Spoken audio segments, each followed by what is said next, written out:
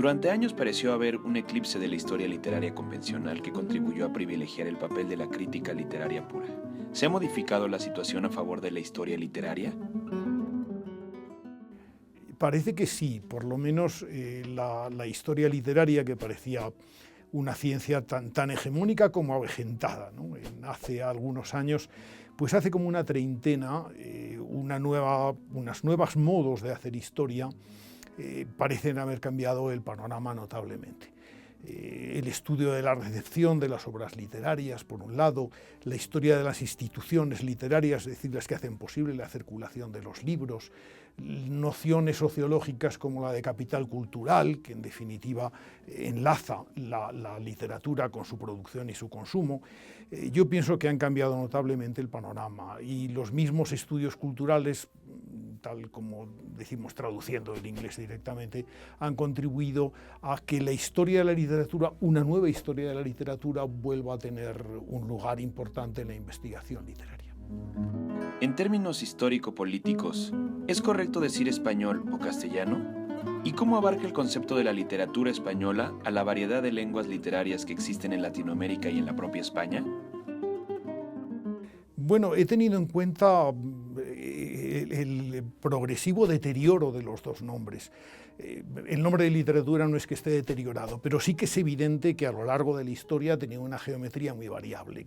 No consideramos literatura hoy mismo, herederos como somos de la literatura romántica que asocia la literatura a la creación, y lo que ha sido literatura en otro tiempo, que era simplemente lo que estaba escrito, lo que se transmitía de esa manera. Por supuesto, el concepto medieval de literatura es infinitamente más laxo del que se puede tener algún tiempo después.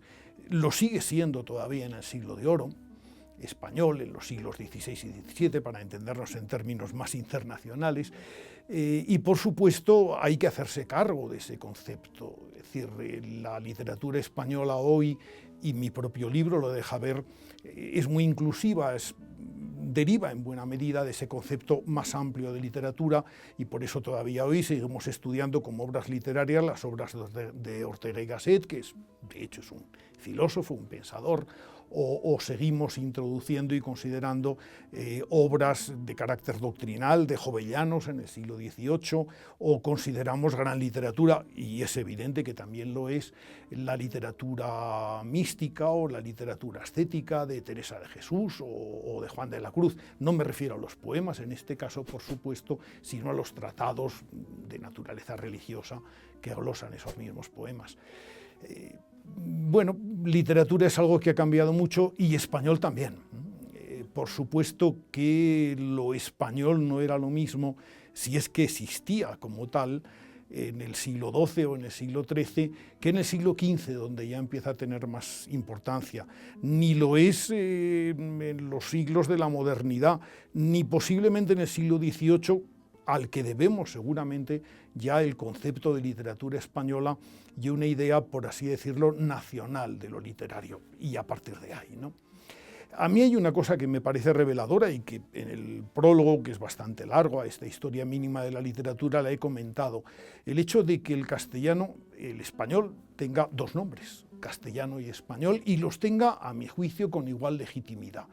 En uno se privilegian los aspectos históricos, en el caso de castellano, el origen propio de la lengua; en el otro caso, lo que ha alcanzado a ser.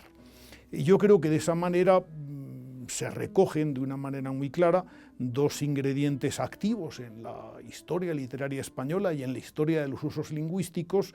No se agravia, por otro lado, a las literaturas y a las lenguas que son también propiamente españolas, que pertenecen al territorio español, pero que son lenguas diferentes, y de otra parte nos hacemos también cargo del hecho de que el español sea una lengua que no es patrimonio de los habitantes de la península ibérica solamente, sino que es una lengua universal, donde, por cierto, pude comprobar, y lo digo en un momento de ese prólogo largo, que castellano y español son usados casi en régimen de igualdad por las diferentes constituciones latinoamericanas que están hoy en vigor, igual que en la propia Constitución española hoy se habla de castellano o español.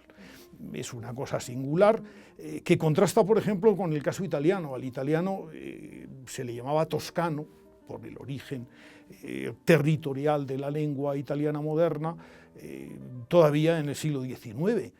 Hoy ya no hay lugar, es italiano en cualquier parte donde se hable, incluso aunque se hable con marcada inclinación dialectal, ¿no?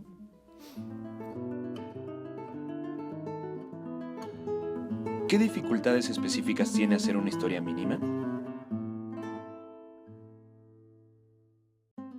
La historia mínima tiene unas dificultades que dimanan todas ellas del hecho de que sea mínima.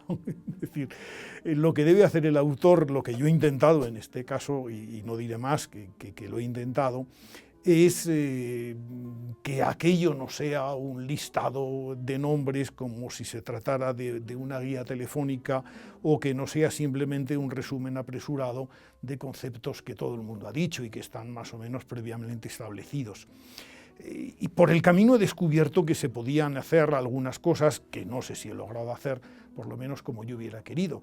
Es decir, que a veces un par de adjetivos para calificar una obra o una trayectoria de un escritor, pues haya que buscarlo suficientemente como para que sean precisos y al lector le digan algo. Que en algunos otros casos, pues una biografía de un escritor se puede resumir en un solo dato, pero si ese dato es lo suficientemente revelador, pues algo habremos conseguido de acercamiento. Y luego intentar que los párrafos no sean unidades aisladas, es decir, que el libro tenga ese aspecto casi de pregunta-respuesta que se parece al de los catecismos de la doctrina cristiana. No, he intentado que los párrafos tengan una hilación. En definitiva, que en una historia mínima donde casi la tentación es siempre enumerar, se cuenten las cosas, se narren las cosas. Si lo he logrado o no, no lo sé. Pero en definitiva yo algo he intentado hacer en ese sentido. ¿Qué validez actual tienen el Marbete Siglo de Oro y el concepto Edad de Plata, referido al periodo de 1876 a 1936 que usted usó alguna vez? Sí, lo he utilizado alguna vez. No lo descubrí yo, porque no es mía la idea.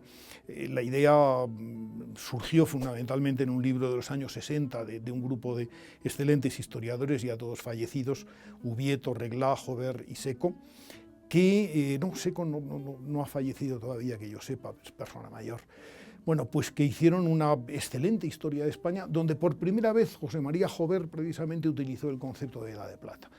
Yo lo tomé para un libro y a partir de ahí, pues el haber disfrutado de esa franquicia, pues me ha dado una notoriedad quizá excesiva, porque el invento no es mío. Siglo de Oro, por supuesto que tampoco, ¿no? Pero creo que debo reconocer que yo utilizo ese tipo de conceptos muy pocas veces. No me gustan que los términos que definen un periodo literario, etcétera, tengan un concepto demasiado estable, porque tampoco creo que los periodos literarios sean una verdad de fe, sean algo que en un momento determinado sucede, corta con todo lo anterior, inicia una etapa nueva que luego a su vez será sucedida por otra.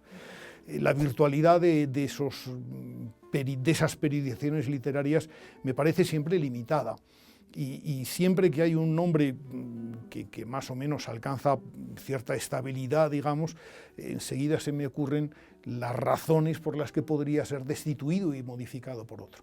Yo no utilizo Edad de Plata en todo el libro que he escrito, en toda la historia mínima, siendo yo autor de un libro que se llama La Edad de Plata, ni tampoco creo recordar que utilice exactamente el término Siglo de Oro, que también es otro concepto de límites cronológicos vagos, por otra parte, ¿no? Pero tampoco uso el concepto de generación del 98, que es extraordinariamente conocido, ni otros que tienen ese mismo rango, digamos, de verdades establecidas. Yo creo que si la historia tiene algo de novedoso es precisamente confrontarse siempre consigo misma y buscar a veces tres pies al gato, ¿verdad? Pero bueno es hacerlo a veces, y igual se descubre mejor que tienen cuatro.